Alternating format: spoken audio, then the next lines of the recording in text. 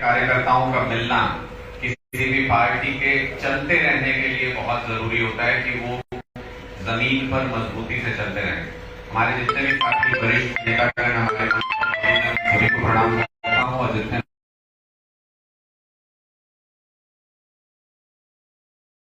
ऐसा देश चाहते हैं उसको बनाने के लिए आप काम कर सकते हैं। ये फर्क होता है कार्यकर्ता में और आम जनता में।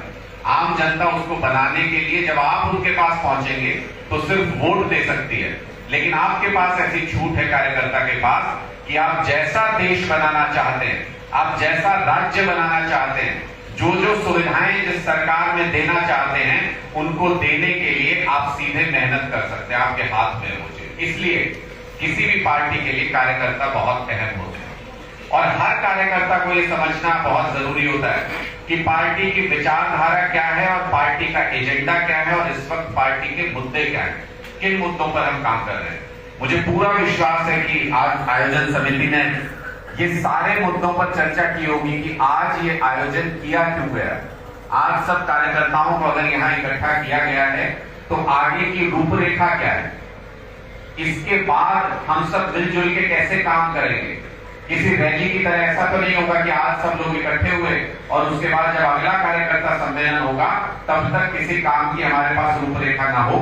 ऐसा नहीं होना चाहिए। मेरी आयोजन कमेटी से रिक्वेस्ट है कि अगर अभी तक कोई प्रोग्राम नहीं दिया गया है, सभी कार्यकर्ताओं को बताया नहीं गया है, तो इसके बाद थोड़ी देर के लिए बैठे मंथन करें।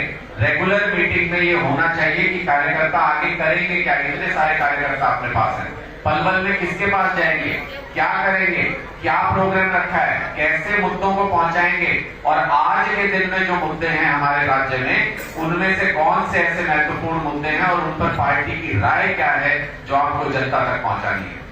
मसलन मैं 2-3 बातें कहूंगा, उससे आप समझेंगे कि हमारे कहने का मतलब क्या। आपके सामने सवाल आता होगा, आप लोगों के बीच जब जाएंगे तो लोग आपसे पूछेंगे कि गुजरात में क्या मिला आपको। पूछेंगे नहीं पूछेंगे? हम सब ने कहा था ना कि सरकार बनाएंगे गुजरात में। लोग अब पूछते होंगे ना आपसे कि क्या हुआ, आप तो सरकार बनाने गए थे। तो आप लोग कार्यकर्ता हो, ये आपकी जिम्मेदारी। आपको लोगों को क्या बताना है। गुजरात में हमने 6 महीने मेहनत की, हमको 41 लाख लोगों ने वोट दिया। कितना? बोलो जोर से, कितना? 41 लाख कितने होते हैं उसका अंदाजा लगाइएगा। 6 महीने की मेहनत में गुजरात में हमें 41 लाख वोट मिले। हरियाणा के चुनाव में अभी 1.5 साल है, 1.5 साल यानी 3 गुना समय है गुजरात से। अगर इस 3 गुना समय में आपने सिर्फ 41 लाख लोगों को भी राजी कर लिया आम आदमी पार्टी को वोट देने के लिए, तो पूर्ण बहुमत की सरकार बनने से कोई भी रोक नहीं सकता। इतने वोट होते हैं 41 लाख। आज मैं कहीं पढ़ रहा था, गोवा की पॉपुलेशन है 40 लाख, हमको गुजरात में 41 लाख वोट मिले। बहुत बड़ी बात होती है, 41 लाख लोगों का समर्थन है। और आप एक और चीज भी तो देखिए कि ऊपर वाला चलाता है ना ये पूरी दुनिया। कितने लोग मानते हैं कि ऊपर वाला चला रहा है ये पूरी दुनिया? सब मानते हैं ना। ऊपर वाले का इशारा समझिए। ये भी तो अजब संयोग है, हम किसी और राज्य में भी, हम इतने राज्यों में चुनाव लड़े, हम कहीं और से भी तो नेशनल पार्टी बन सकते थे। ये ऊपर वाले का इशारा नहीं है क्या कि भारतीय जनता पार्टी के सबसे बड़े नेता, देश के प्रधानमंत्री नरेंद्र मोदी के घर से नेशनल पार्टी बन के निकली आम आदमी पार्टी।